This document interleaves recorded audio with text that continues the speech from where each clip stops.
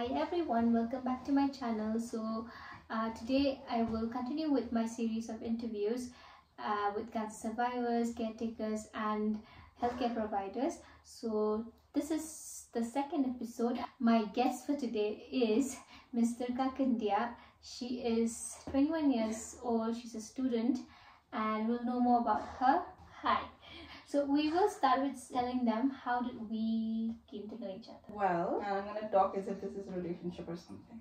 Yeah, because it is a relationship. So I guess I saw your reel, honest. At a time I really needed to see it. Yeah, it was really moving, and it took me a while to text you, to tell you, to talk to you about it, even though I really wanted to the moment I saw it.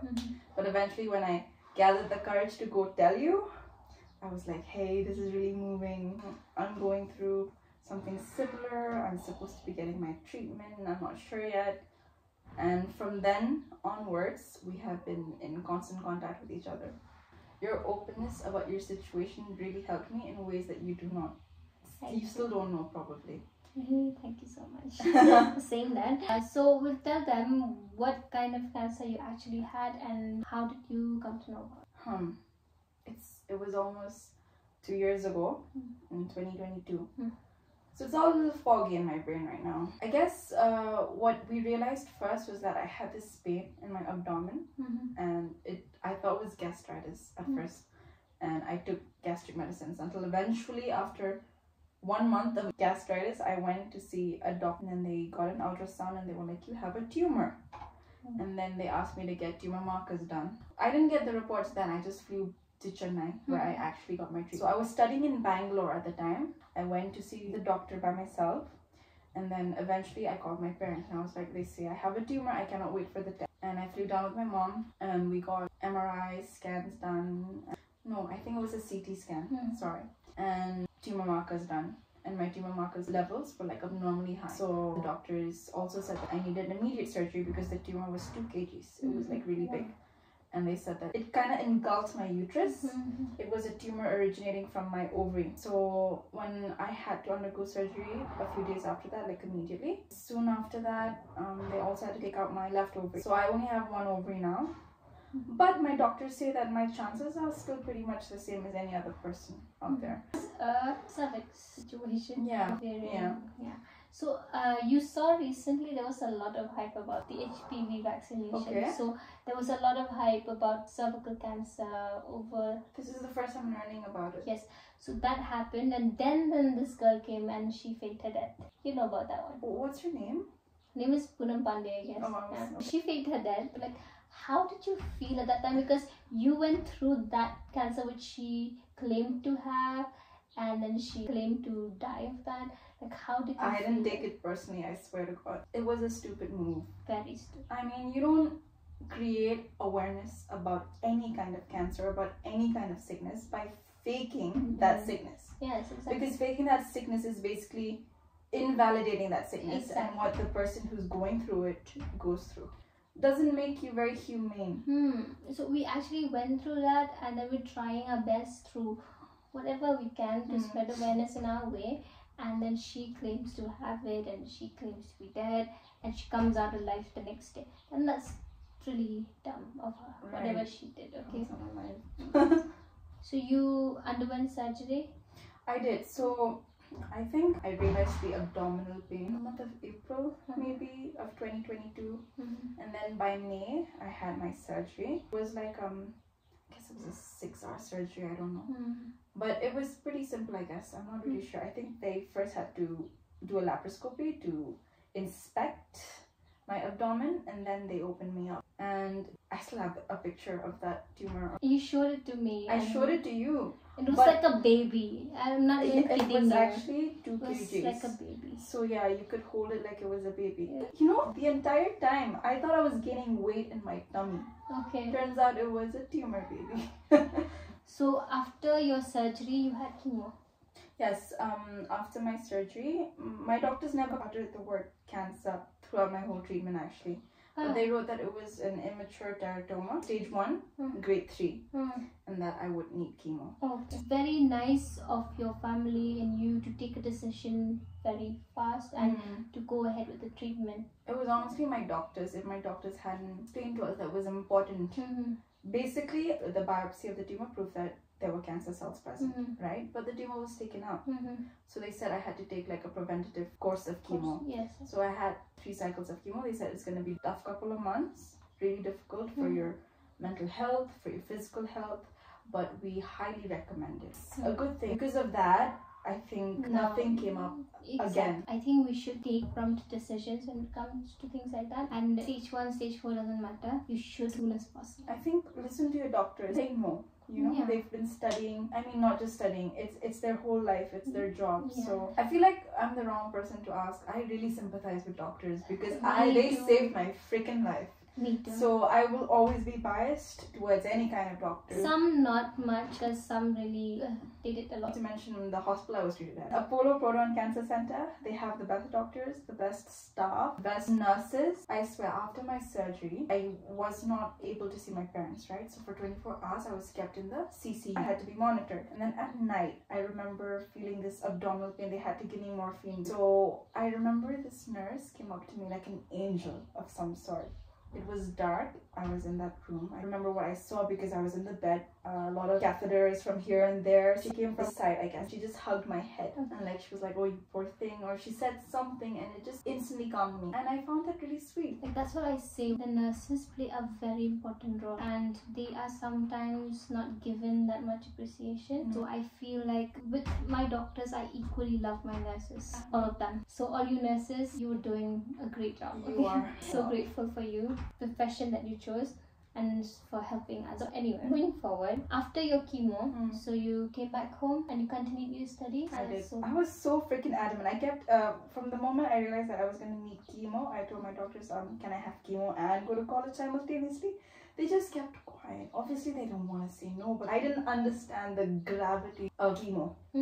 What is chemotherapy? I didn't know how much it was going to affect you because obviously, like many others, I didn't know much about cancer or this disease in general. So I was like really adamant to go to college and receive chemo on the side because that's what I saw on television or in movies, that people go to work while receiving chemo. False. Even though I was a very minute case of this disease, chemo still affects you the same. Stop saying minute. She really downplays her disease. She thinks that it was small, it was less, it was for a shorter period of time. I don't think so. I feel like the pain is the same. You had to go through the same journey like everyone else. Some have a longer journey than yours, but that's not your fault. So you cannot downplay what you have. You're right. I do agree with what you're saying. I shouldn't downplay it because in some ways, or maybe some other people who are in my place, as in like somebody who's only gone through it for a short amount of time, I'd be downplaying theirs. So I shouldn't be doing that, and I'm sorry. But you're right. Because their journey is still a journey, your journey is still a journey. You know, people think that maybe because I had a very long one.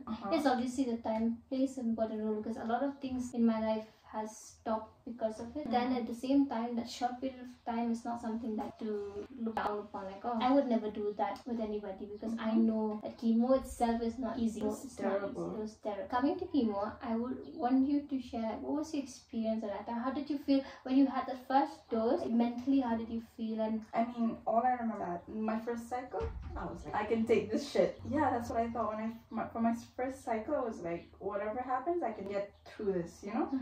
I was very positive. I've always been positive throughout my whole journey, throughout my whole treatment, even during the surgery and everything. I was very, very positive. So nice. I'm more pessimistic now than I was before. They gave me one injection, like a vaccination. I'm not sure if it was a booster or if it was chemo. It was like to prep me for chemo.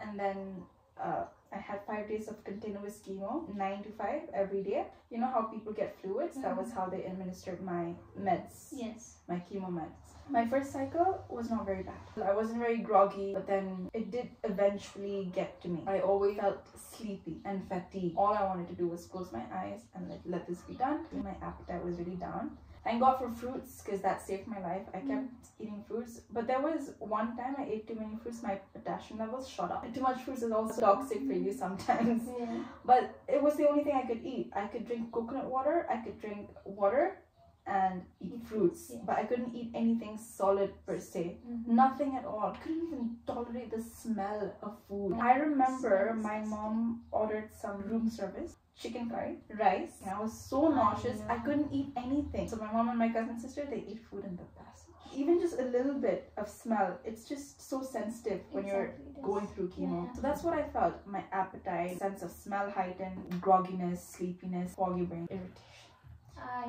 Oh, you know what? Hallucination. I forgot about that. That good, nice little side effect. I hallucinated things that I said to my mom or things that happened. Like, it's a thing. It's like how you feel is dreaming, but you feel like this is happening for real. So hallucination. I always try to explain this to someone. Like, I am hallucinating, but nobody understands, and then I get irritated that why are you not understanding? I've narrated sequences or moments to my mom. That didn't happen. Did happen because she was my primary caregiver at the time, so it was only me and my mom. And we should also say how badly we behave with our mothers though. Like with any primary caregiver, like it's not like we're being mean, but you get irritated. With this sickness, it eats you up from the inside. You don't feel like yourself anymore. You feel like screaming all the time. Imagine you, a person normally has a life. You cook your own food, you talk, you walk, you dance, you hang out with your friends, you study, and all of a sudden you're in your medical bed. You just have to sit there 24/7 with somebody taking care of you. I keep telling my family that I lost all sense of shame. After my surgery, that's what happened. I had some medical staff come to me and they just give me a full body wipe. Yeah, they do. Nothing is disclosed or anything. And you know what? I took it like a champ because I made small talk with her. We still keep in contact. At this point, the entire hospital saw me naked. Yeah, and me too, man. Me too. It's not that explicit. It's alright. It's just we're just trying to make people understand, aware that things like this happen. You keep on saying fogginess. How forgetful are you now? I'm so forgetful. Please tell them that chemo brain is real. It's a thing, guys. Chemo brain. Google it. Ask your doctors about it. It's like being high. Without being high. Without being high. It's like hallucinating as well without actually hallucinating. Yeah. You forget things and you think one thing is another, but it's not. I feel like I'm better now. I'm healed. I'm in a better place physically with my health and mental health as well. But sometimes I feel like maybe it's still there, or maybe it's just that I'm forgetful because, you know, people are forgetful anyway. Chemo brain, at the time, it was there. It was, you forget and don't hold it against your patients if there's anyone at home. I forget all the time now. Like I think like I'll be like, I'll call this person and then I forget. So I think I've lost relationships due to that, like friendships, because I maybe told many people that, oh, I'll call you back because I'm not in the mood, and then I'm never in the mood because I forget. So, and when they call me again the next time, I'll be like, again, I'll call you later, but that later never happens because I forget. I am forgetting, and I'm not even lying. And when I tell people that I'm forgetting, they think that it's normal kind of forget. But no, it's a different kind of forget. I forget completely. Like I forget that the situation happened. Yeah, you might lose a chunk of the moments that you've experienced, and you will not remember them unless somebody explains it to you in like explicit detail. Moments are just too strong, you know, whatever they may be. How chemo works, it attacks both your good cells and your bad cells. So this, whatever helps you remember, they also attack that. Right? That's why it affects your brain. That's why it affects how you think. Exactly. And that's why sometimes maybe because of the brain fog, maybe you react in a way you normally wouldn't react. Maybe you lose your shit, you know? That's what we can say is just don't hold it against them. Don't hold it against me, guys. Yeah, don't hold it against her. This poor... like we keep seeing people crying, no, when they shave off their hair. Like people think that, oh, it's just hair. But then what happened when you had to shave off your hair? It's not just hair, I feel like this that we have, it's an appendage, you know? It's a part of you, like your hands are a part of you, or like your feet are a part of you. your ears, you know, they help you. You hear from your ears, you see from your eyes. Your hair is probably something to you. To me, I felt like it was my personality. So chopping it off when I started losing it was a huge deal. I had really thick hair, especially, and I was really sad about it. Obviously, I don't think anyone should take away the how important your hair is to you, because it is your hair.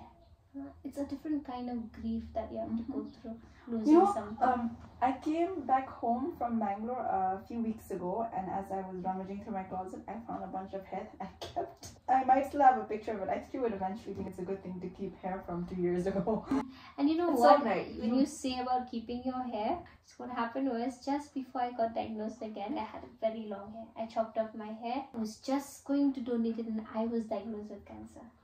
It was a sad situation. I was just thinking of doing something nice, but I never wanted to wear a wig. Did you ever wanted to wear a wig? No, No. I was fine with my scarves. Yes. You know, scarves are just so flexible. It's a nice trend. It's a nice fashion fad. And you can always match it with your outfit. I was sad about losing my hair initially, but then I really fell into my place of just wearing a scarf. I enjoyed it. I loved wearing scarves. Because this was my second time. When I lost my hair, that day I realized that it is actually happening. Like, you know, this cancer is real. For me, it hit me earlier.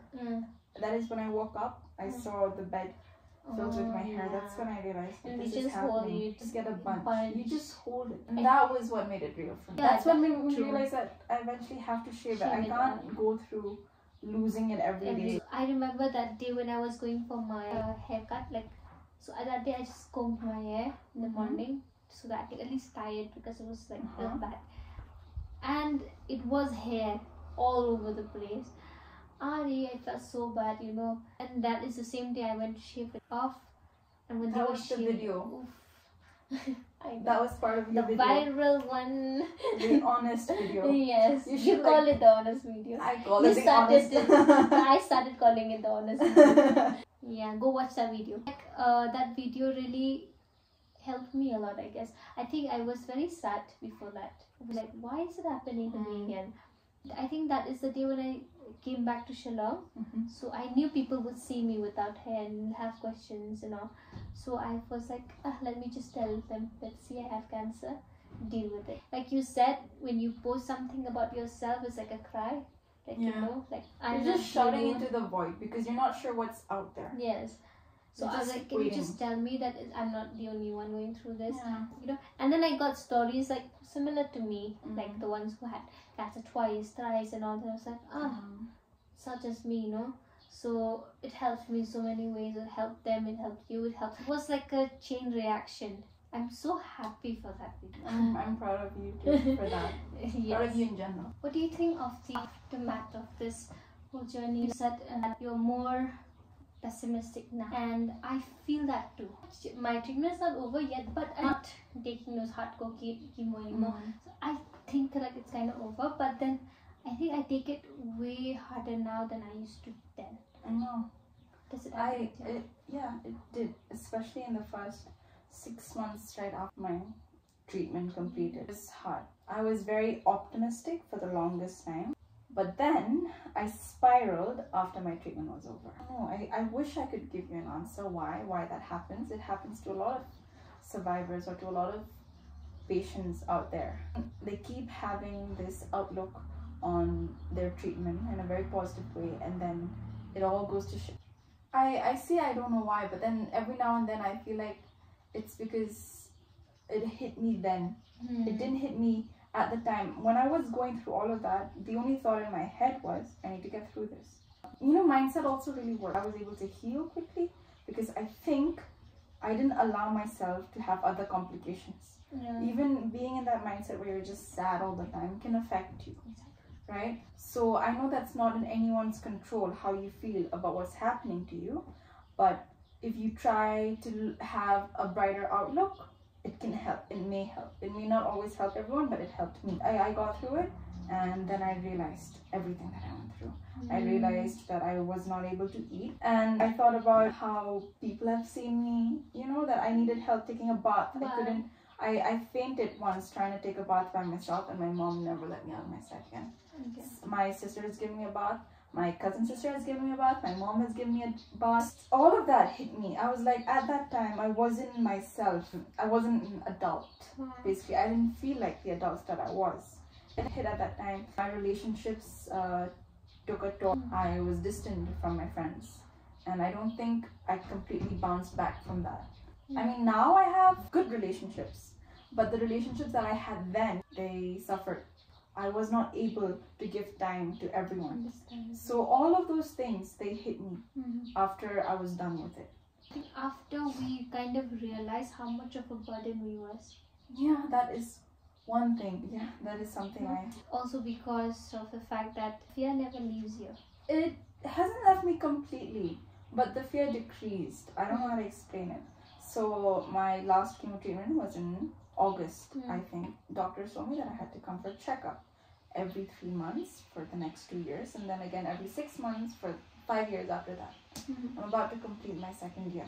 Every time I go for my checkup, I'm scared. The first time, the anxiety, my God, that was bad, because I just got out of it. I was like, I can't do this again.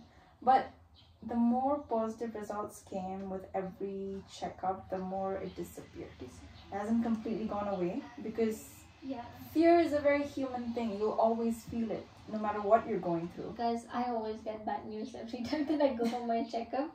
So I think don't worry, guys. I can laugh at her. Still there. Yeah, she laughs. Yeah, I love her. You know, if I kind of get a positive news back to back, like you said.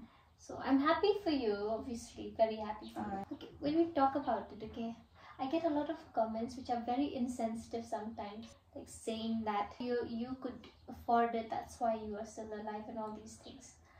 So do you think that you feel privileged at some time? Like, I am extremely grateful, and I will admit I've been extremely lucky and blessed, and yes, privileged. One of the things I was really guilty about after my treatment was this. I didn't feel like I deserved the treatment, and it was a thing I went through for like a while. I wanted to talk to some professionals, which I did, but I was so guilted by this. I told my parents about it. I mean, I told my mom and my sister. There are people out there who deserved it better than. But at the end of the day, I have to accept that I was lucky. I was blessed, and I just have to be grateful about it. I can't be sad about something I can't control. I feel like these people who come for me say that I am still alive because my family could afford. You don't even know what I go through, okay? I show you what I want to show you, you know? So maybe yes, I have been more privileged than many, but at the same time, you cannot come for me for that. It's not our fault. Yes, and it's not something we can control. And you should be happy instead that we could do that. I swear, I mean, nobody has ever come and said that to me, and I thank God for that. I'm very grateful that I've been surrounded. Internet is not for the weak. Internet. Seeing your comments, it's not great. It's not very respectful. If you want to be out there in the internet, you have to be ready for all the hate that you will get. I don't really care, but sometimes it does affect me in some ways, thinking like, why are you making me feel guilty that I could afford treatment? Like, I'm grateful that my parents worked really hard for that. They did something for their kid, which every parent would. People shouldn't do that. Stop doing that, like, literally. That is targeted at your comments. Mostly. It is. Because it's terrible what happens in that area of Instagram sometimes. Be kind. Just be kind, please. And then, moving forward, I want to ask, what are you doing now to help you get through all that anxiety, whatever you feel? Like, you know, the mental health, it does take a toll somehow. Mental health was something that was severely attacked, basically. But I think getting back into a routine really helped me. I cannot follow a routine for the life of it. I don't know why. I can't wake up in the morning. But what I meant was, when you're going through treatment, you're, like I said, you're just stuck to one bed. That's your routine. But once you get out of that, I was lucky enough to be healthy enough to jump right back into my normal life. I took 2 weeks of break after my chemo, and then I went to college. I think maybe college helped you gain so that routine. kind of routine. My routine before my treatment was college. For some of you, it might be school. For some of you, it might be work. Or for some of you, it might just be like being at home, taking care of your family, or any routine that was before your treatment, you just going back to that after it helped me. So it might help you. People think that just because we had cancer we're extraordinary. We're not. We're just like everybody else. I think you're extraordinary. Horrible. No, she is. No, I'm because not. going through what you're still going through and managing whatever you're still managing is like, it needs to be applauded. Like, hats off to you.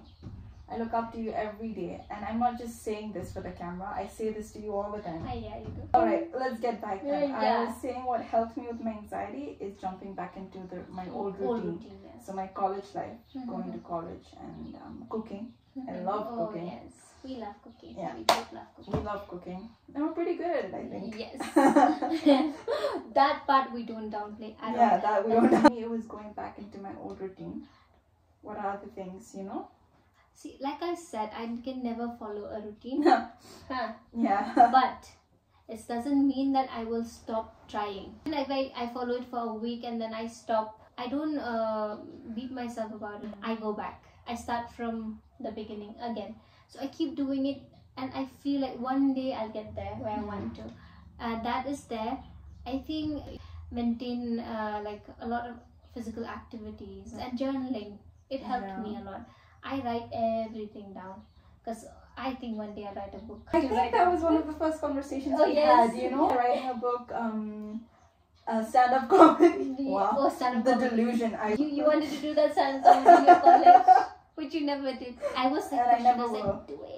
If my friends see this, they'll be like, her stand-up comedy. I'm the unfunniest person you meet. But then, you know, the person who's like the unfunniest are the funniest. You don't try to be funny, you just say something and then it's just funny. I hope people see me as that. You do crack me up most No, of the okay. time. So, the First thing is like person to say that. You heard it here. People say that like, okay, live in the moment, but then having a plan for like a week or like that is not bad at all.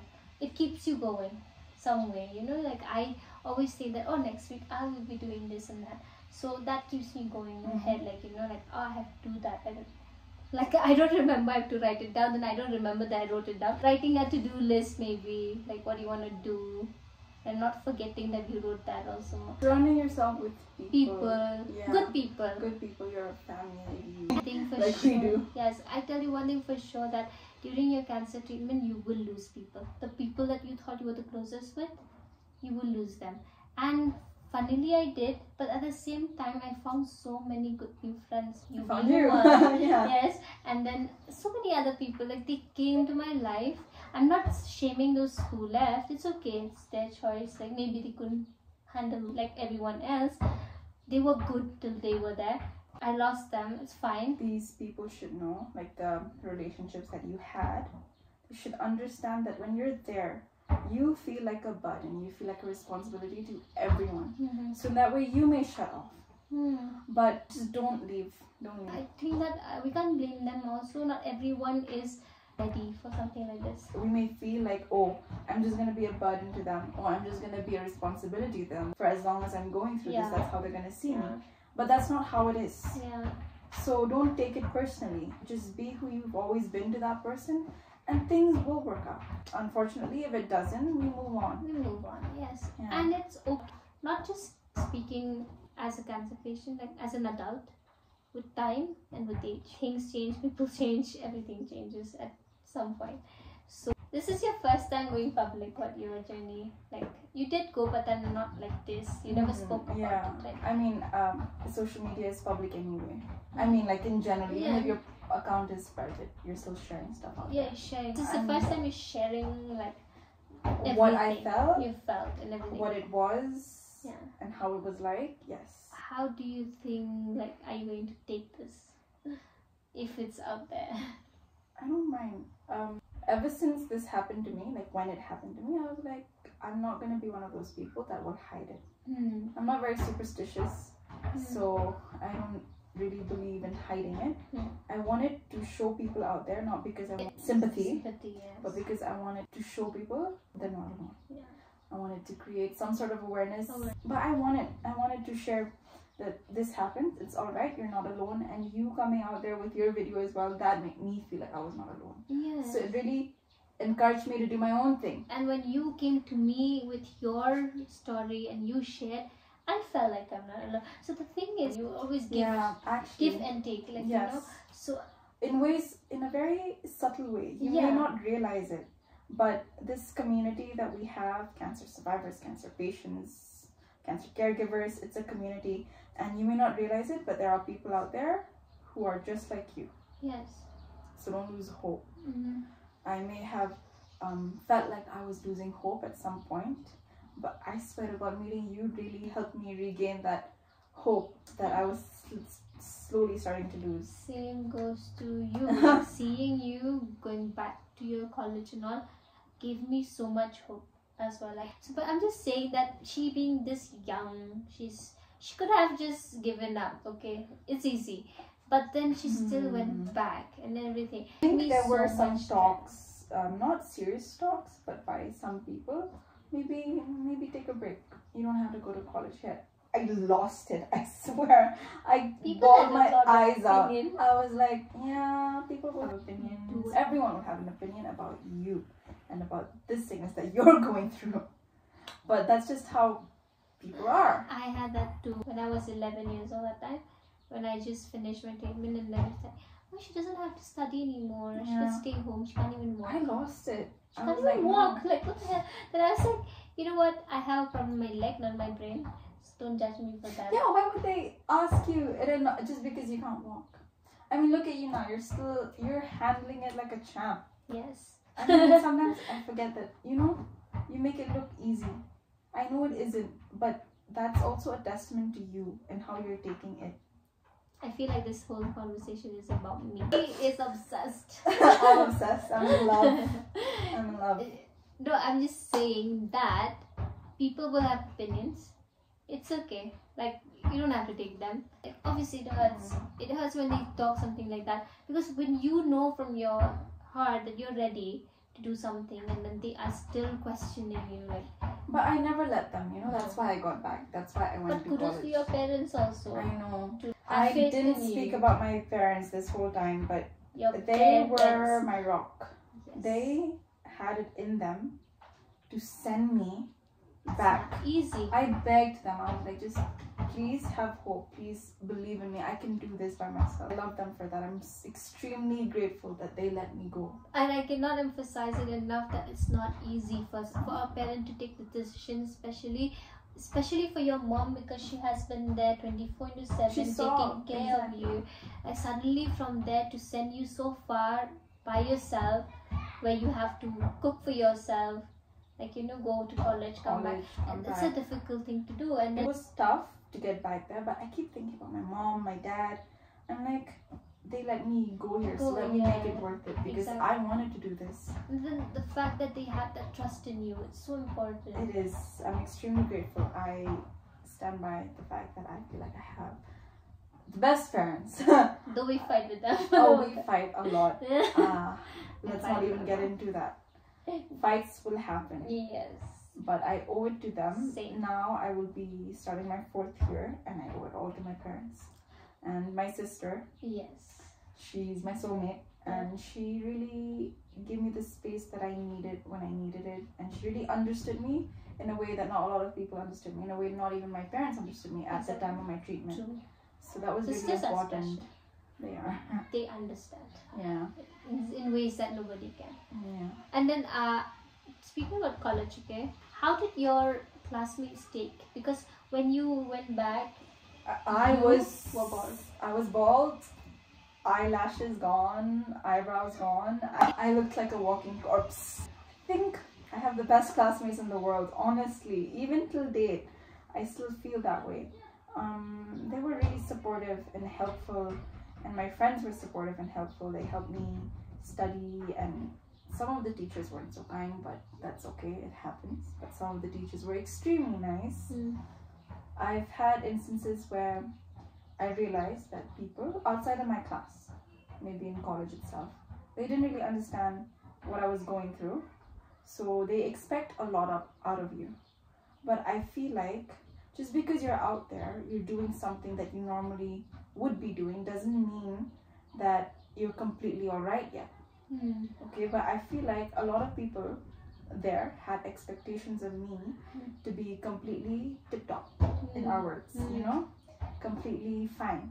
And that was difficult to meet those expectations because, like I said, I was still in my remission, so to say, and I still had to go home, I still had to cook, I still had to clean, I had to, you know, everything. I was living on my own. It's tiring, all of that, the routine that you have as a person of your own. It's tiring for a normal person. Yeah.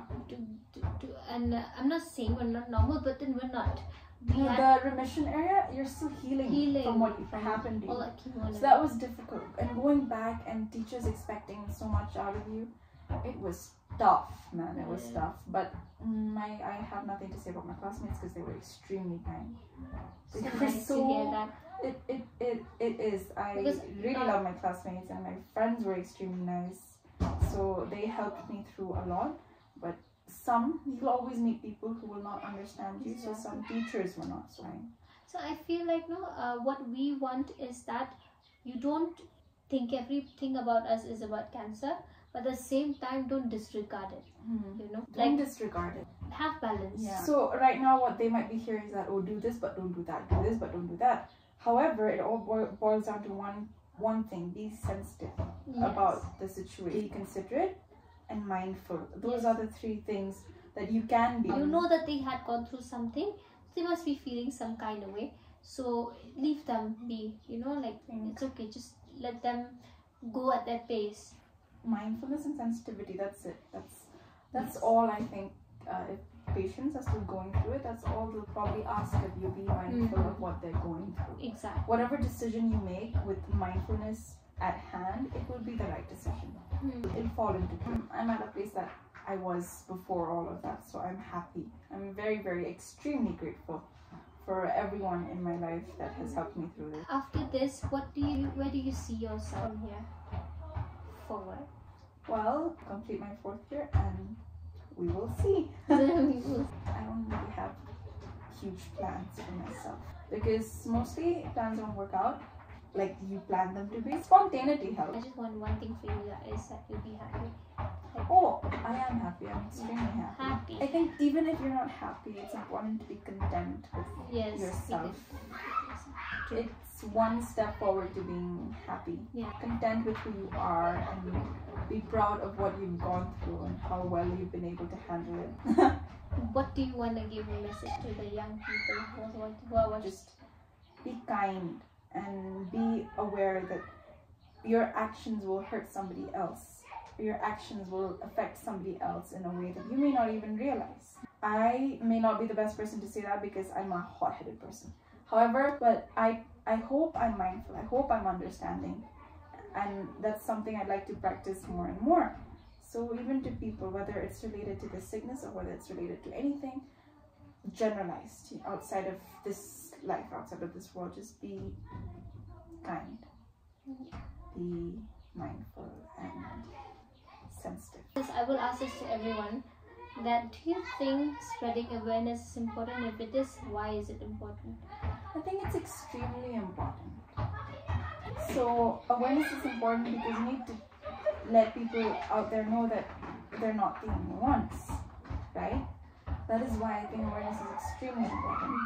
And even this, I don't know how many people it reach. I don't know, but whoever it reaches, I hope that it helps you in some way. I hope that you've gained some insight, not just about this, but anything else that we've spoken about. About life in general.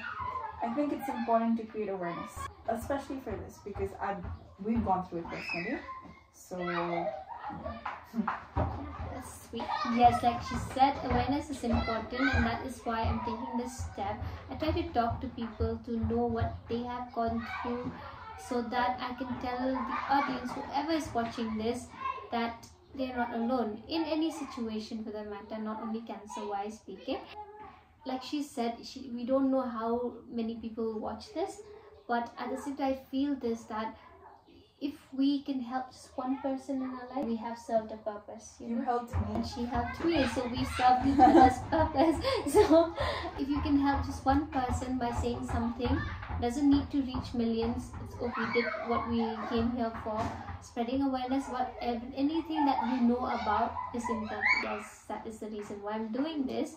I hope that I can continue doing this, and Thank you for watching and thank you for supporting me always. I will keep uploading my personal videos as well, so this will be in a separate playlist to do continue watching, and thank you. Bye.